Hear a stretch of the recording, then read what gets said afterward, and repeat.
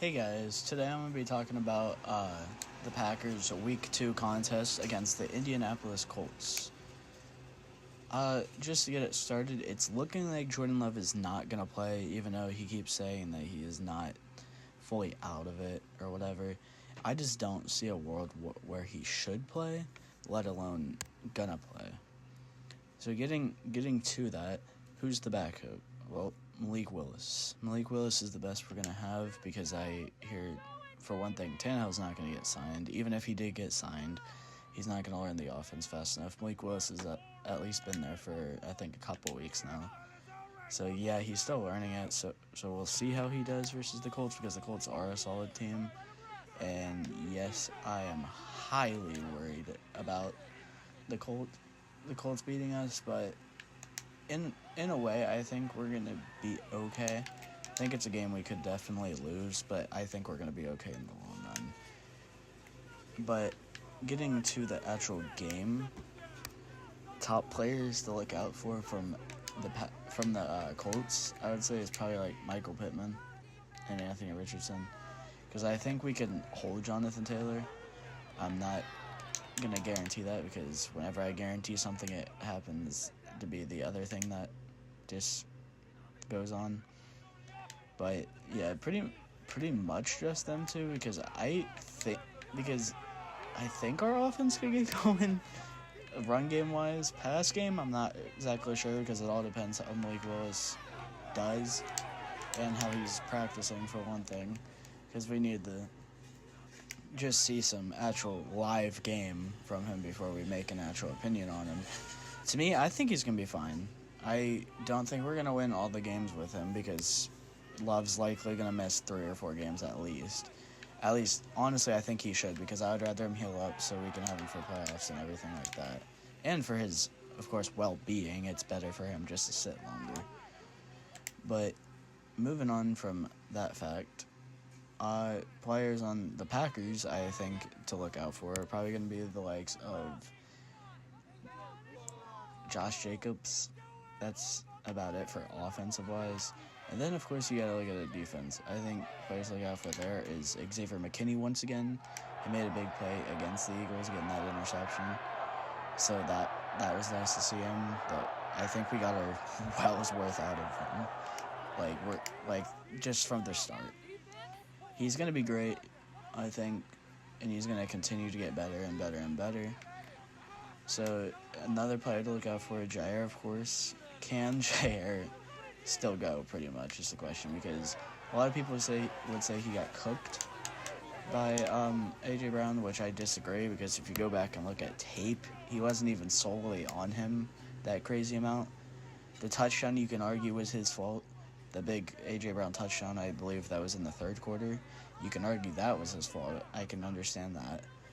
But outside of that, he really wasn't that horrible. And I wish people would stop acting like he was when he really wasn't. But anyways,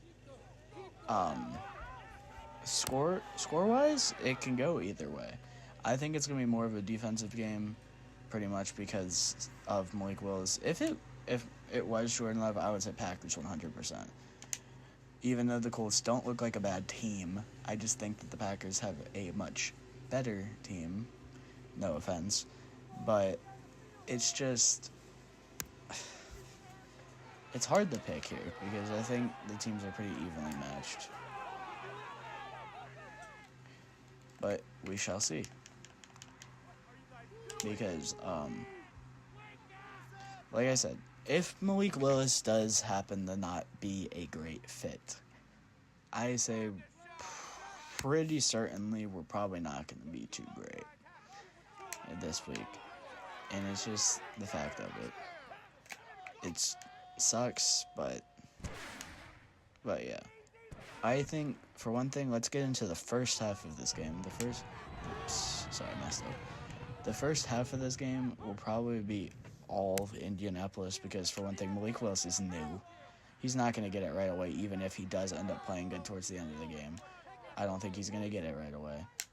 And so, basically, I think going in the halftime, it's probably going to be around 10-0, something like that. But yeah, so after we get out of halftime, it being 10-0, I think that's when the Packers offense will start to wake up. Run game wise, I'm not 100% sure about the pass game, but I think Josh Jacobs will do his thing. And Emmanuel Wilson didn't look bad on last Friday. So it's just, it all depends how certain people do.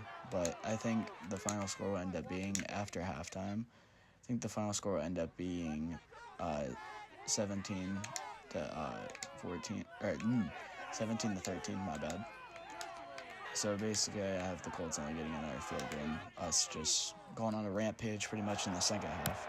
But yeah, my prediction for it is final 17-13 Packers. I'm hoping I'm right about this because I don't think it's going to be a great, like, if you're a big offensive type of person, it's not going to be that big for offense-wise. It's just how it is. But stat-wise, best player on the Colts, I'm going to say Pittman, maybe.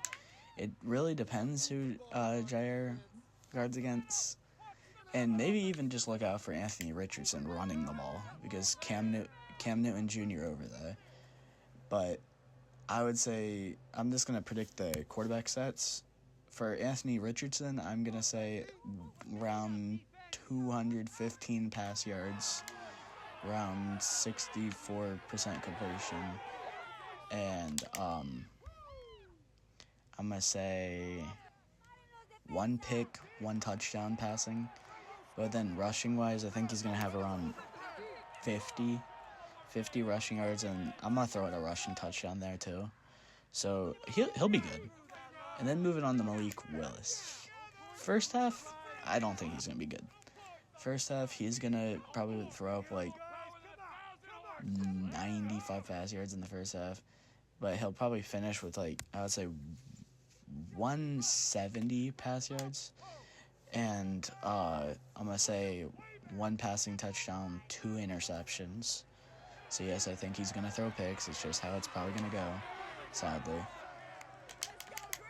But yeah, so, and then rushing-wise, I think he's going to have around 50, just like Anthony Richardson. I think it's going to be a big game for quarterback rushing because Malik Willis, if he can't do anything else, he can run. I think he'll have around 50 rush yards. I don't think he'll have a touchdown because I think Josh Jacobs is going to get a touchdown, and that would just wouldn't add up math-wise.